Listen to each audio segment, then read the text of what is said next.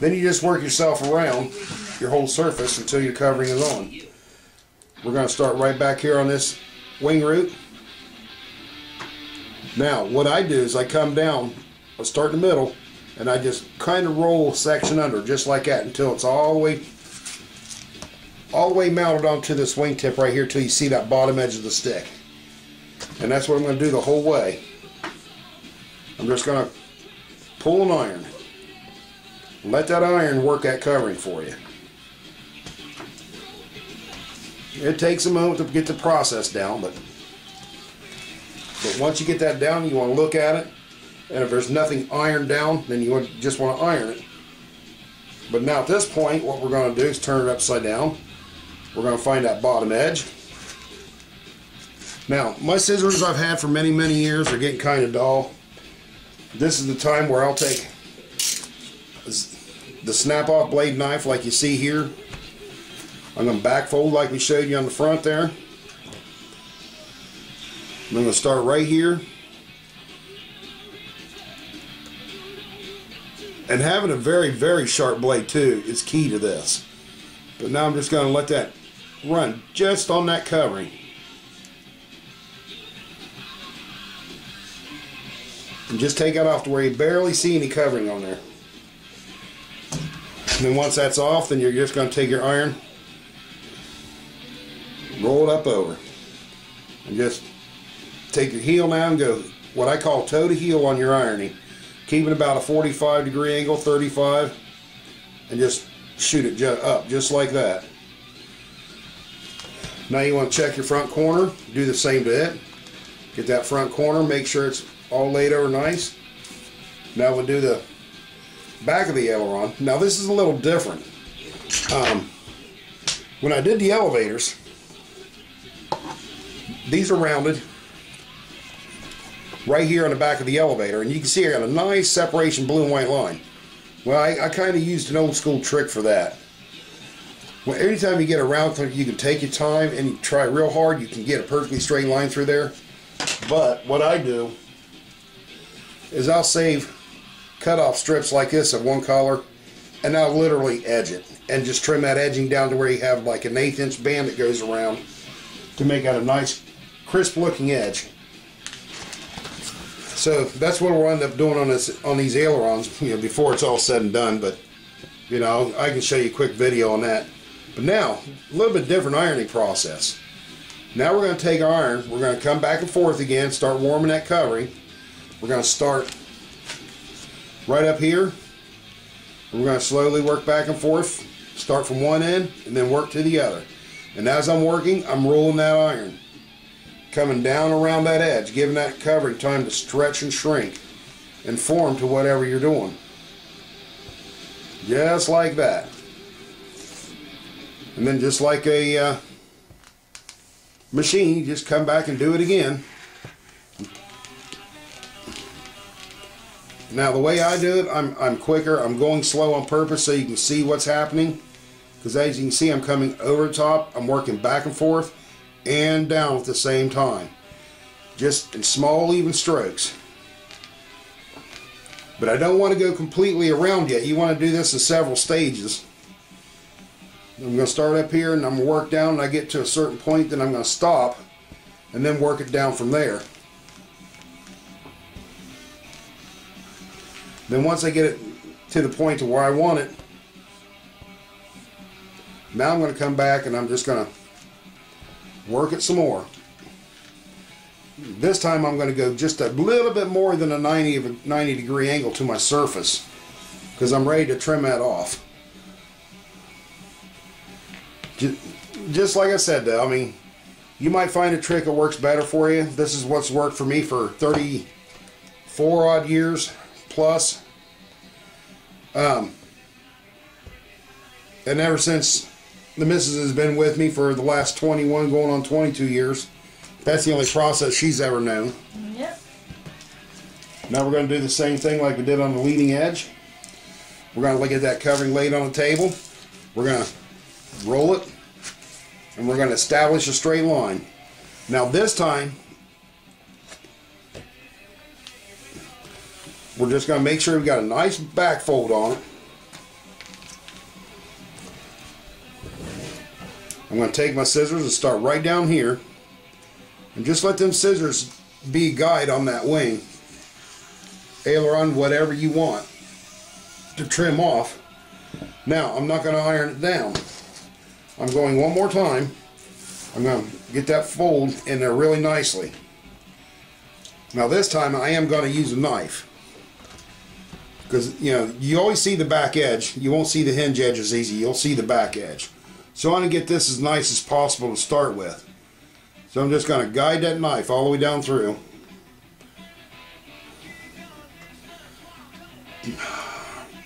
Try to keep from cutting into the other coverings.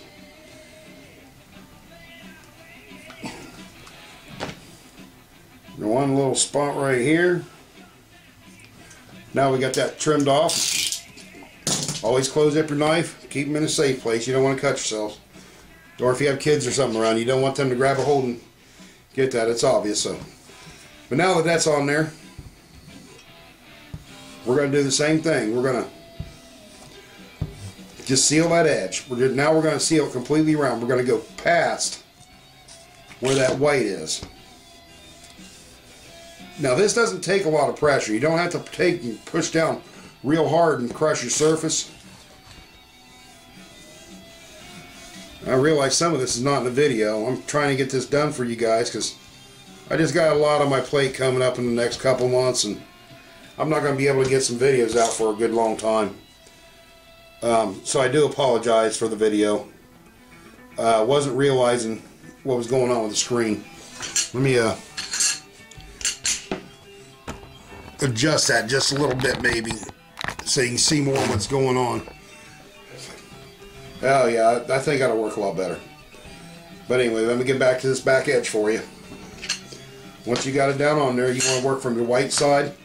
You just want to start on top and iron past your white. Take your time, do the back and forth method. Now you'll notice that right here is a little bit of a jagged edge. I don't know if you can see that too well, but you can see it's a little jagged. So that's where we're going to take, and we're going to take what's left of our monocoat stock. We're going to cut a long thin strip, and we're going to trim this up real nice all the way across there. But that'll be in the next video or so. But now we're down to the last side. Now is when you want to be a little critical. You already got that hole in the end. Poke through your cutter. You want to make sure you know where that's at, because once this is ironed down, you're not going to find it. Now, if need be, you can put another hole in. But why put more holes in your airframe if you don't have to? Now I'm just pulling and stretching that covering right down over that wing end. Or the aileron end, I should say. Just let it pull down. And now all the time I'm doing this, I'm just watching to see that edge. Now there's the edge.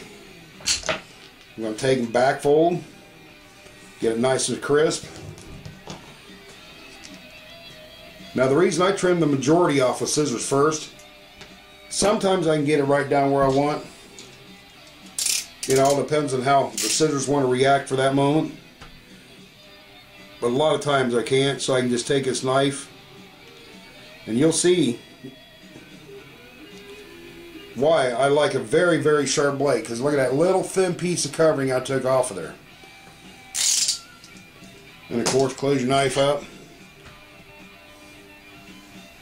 And then you're going to just pull back over top. Now, you want to take your drill bit or whatever you use that you poke that hole in with, you want to relocate that hole and get it opened up right now. Now right here I can see where it's at. And all I want to do is just poke my little, open that air hole up. So for the moment we're done with the iron. Just double check your work, make sure you don't have no edges sticking up. Make sure everything's ironed down the way you want, because now we're going to get into shrinking this. And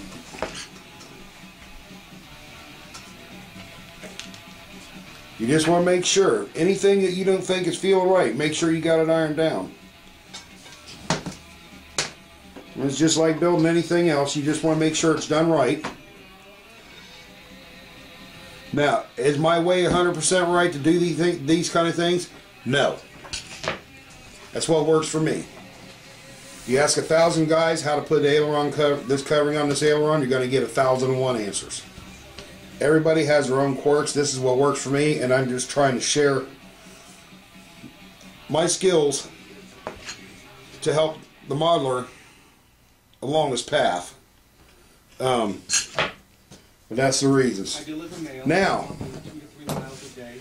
we're going to get into shrinking and stuff. I've been trying to find relief for over 2 years. You want to get your heat gun here. I found out about I like closing my vent off about 1/3 of the way for the Royal Blue. It seems to take a little bit more heat. But now you just want to work from one side to the other. It will change your life. We're going to start at the big end since the hole is down here. I want the air to go out that way. So let's get that gun on. Don't start stretching right away. Let that gun heat up. That would help if I turn on heat too. Good heat gun, get one. The ones you can use for flooring and stuff, they get too hot. They will burn covering in a flash. But you just want to slowly work and watch your wrinkles come out from one end to the other. Don't go all over the place with your heat. Just work from one side to the other. You just want to work one end to the other, one end to the other, always. And back and forth. Just watch for the wrinkles that come out. You don't want to get too close. You don't want to move too fast. A good shrink all depends on how you operate that gun and how you get that covering on the framework. But you notice I'm not moving very fast on this covering. Number one, the Royal Blue takes a little bit more heat. Number two, I want to make sure I got a good stretch on this stuff. But this is how I keep from showing framework underneath that covering. Now once you get close to the end, you just want to slow it up just a little bit, but watch what you're doing. But just like that, you got that shrunk out, and then you want to just look back, see if there's any places that didn't get shrunk. Well, this shrunk back.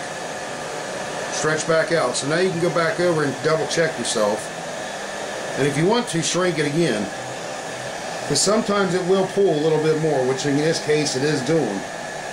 And I found out over the years that sometimes depends on the weather, you know, your inside temperature of your house, garage, whatever you're working in. If it's cold outside and you're in a garage, sometimes this covering doesn't stretch worth of crap. And now you're going to flip it, and you're going to work the same way. But this time, I want you to notice. Let me go ahead and turn my gun off and hand it to her. Just hold on to that, baby. Now, we shrunk the blue, but look what happened here. We have a warp. This aileron is bowed. It's got a big crown in it. Well, the way you get rid of that is real simple. Hold it down in the middle. Turn your heat back on. Go ahead and stretch it. Just like you would any other thing. Now the top you want to be more careful with because that's your overlapped edge. You don't want to pull it away. Now,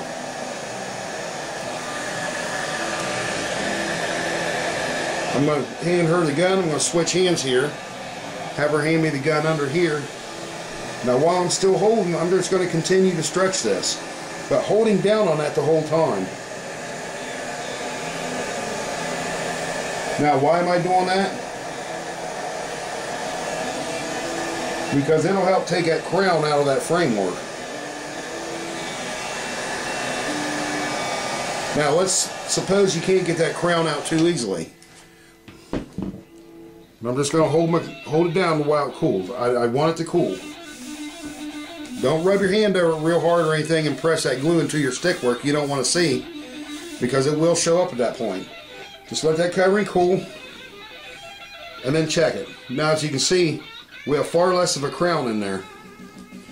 Sight down it, still just a little bit. Now what do you do if you can't quite get that crown out? Real simple solution. Take your pencil or a little piece of stick some, and now what we're going to do is do what we call over crowning, over stretching. We're going to push that crown back the other way. And then we're going to shrink over it again. Just to tighten up that covering just a little bit more. Just be careful not to burn yourself. But at this point here, you really don't want to heat it up a lot.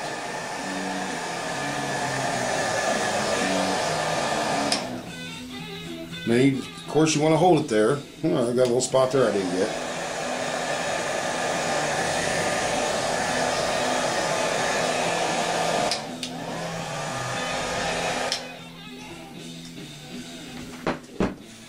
Give it a blow or two and let it cool down. Now, once that's cooled down, now you can see that crown is gone. Just about perfectly gone. Double check your backside, because I'll guarantee you the backside now needs stretched again. Why is that? Because you flex that covering on the other side. You have heat inside, so it's got to kind of malform that covering on the other side. So now you just want to hold it flat to the table and look for your little spots. Now on this one here, I got a little spot right in the middle where it needs just a little touch up with the heat. And it doesn't take much at this point. That's all it takes, just like that.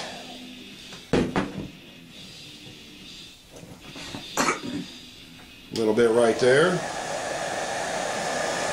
Now use your work light to your advantage to where your covering can be seen right.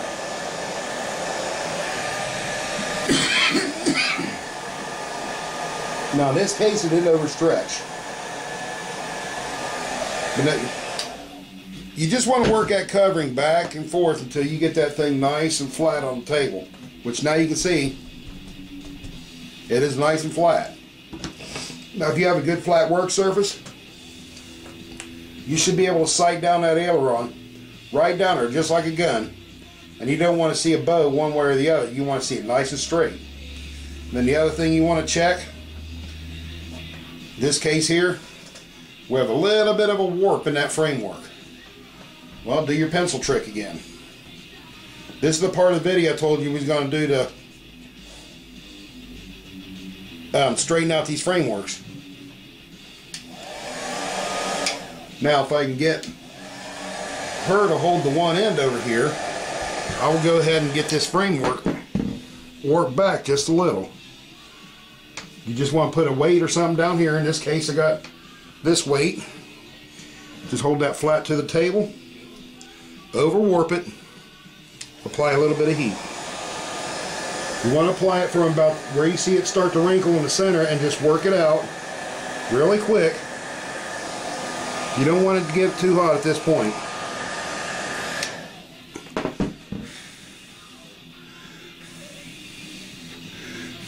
Blow down to cool or whatever you got to do. And now you should have nice and flat.